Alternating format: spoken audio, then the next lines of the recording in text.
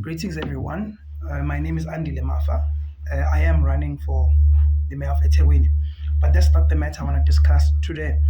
Today, as a group of Umlazi friends who pray, who are from different churches, we launched a campaign I think it was last year, of Pray for a Pastor Monday.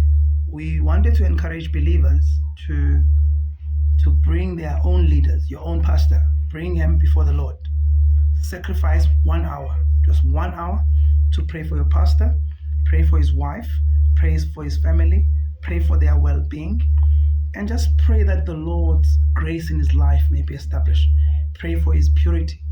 Pray for breakthroughs in his life. Pray for a variety of things. Pray for everything that you believe or that the Spirit of God is leading you to pray for your pastor.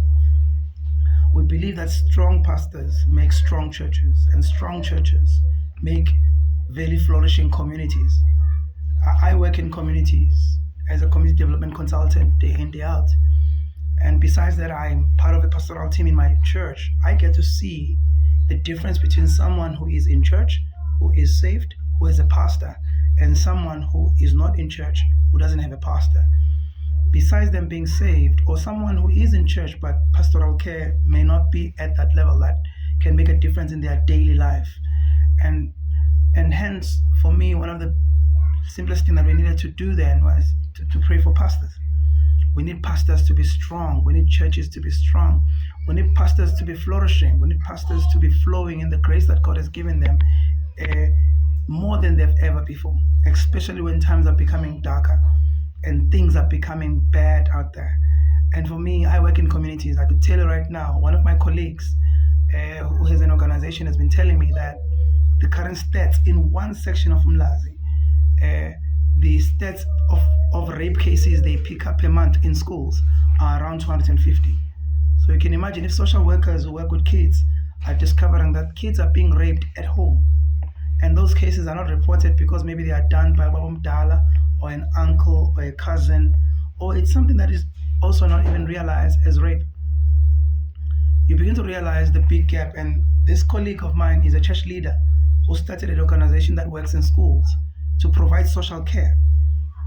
So you must understand how significant it is to have a strong pastoral leadership in a church, because pastors serve communities. Pastors don't just serve your church. Pastors, ultimately, the service that they do with taking care of your family, ministering to you, making sure that you are healthy in the Lord, and their pastoral team, ultimately, your health is community health. When believers in a community are healthy, there is an element of help in the community.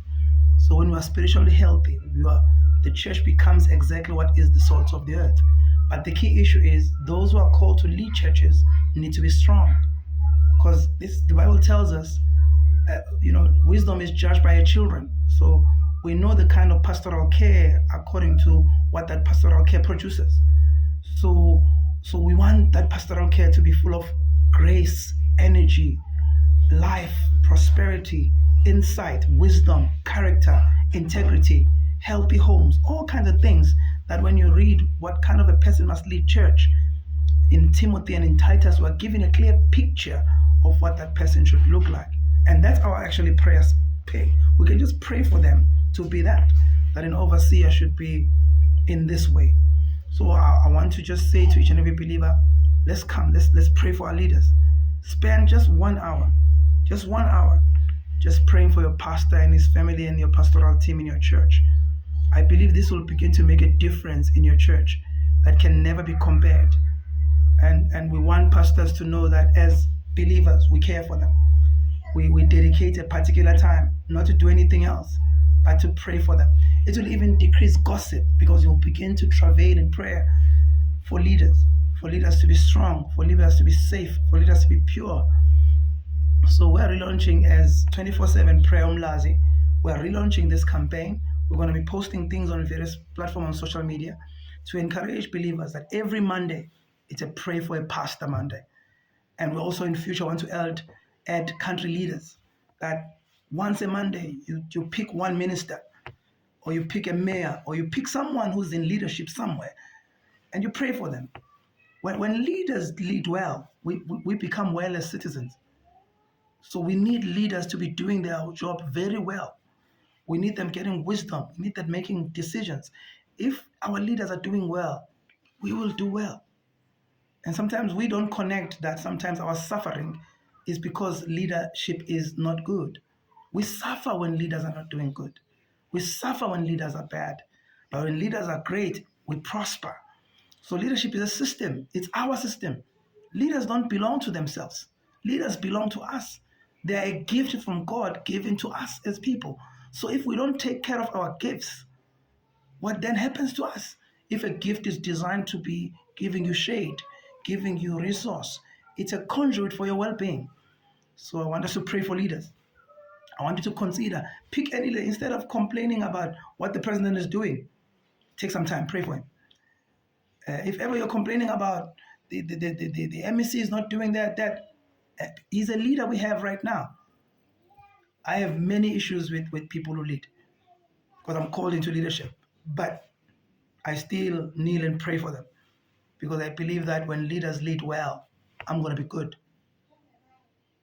When leaders lead well, I'm going to be good. I'm going to have a good life. I'm going to prosper.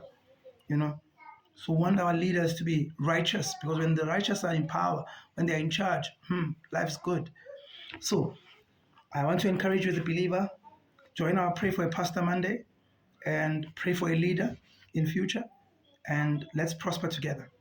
Thank you.